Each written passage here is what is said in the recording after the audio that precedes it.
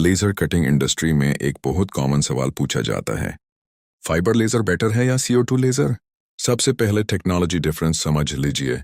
CO2 laser एक gas discharge tube से beam बनाता है जिसमें कार्बन डाइऑक्साइड गैस यूज होती है।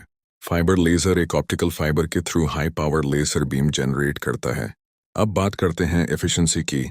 फाइबर लेजर की वॉल प्लग एफिशिएंसी 30% के करीब होती है, जबकि CO2 लेजर की सिर्फ 10% के आसपास। इसका मतलब सेम पावर पे फाइबर लेजर। बिजली का बिल और कूलिंग कॉस्ट दोनों में बहुत कम है। मेंटेनेंस का कंपैरिजन करें तो CO2 लेजर में मिरर्स, अलाइनमेंट और ग्लास ट्यूब बार बार रिप्लेस करनी पड़ती है। फाइबर लेजर की लाइफ 100,000 आवर्स होती है और इसमें कोई मूविंग ऑप्टिक्स नहीं होते, इसलिए मेंटेनेंस ऑलमोस्ट नेग्लिजिबल है। कटिंग क्वालिटी और material compatibility. CO2 laser non metals जैसे एक्रिलिक, वुड, लेदर कट करने के लिए बहुत पॉपुलर है। फाइबर लेजर स्पेशली मेटल्स के लिए डिजाइन हुई है। Steel, stainless steel, brass, copper सब एफिशिएंटली कट करती है।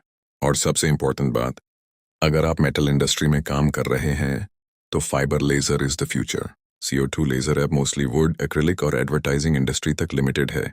यानी शॉर्ट आंसर यह है नॉन मेटल्स शार CO2 laser, metals fibre laser. और कॉस्ट एफिशिएंसी के हिसाब से फाइबर लेजर क्लियर विनर है।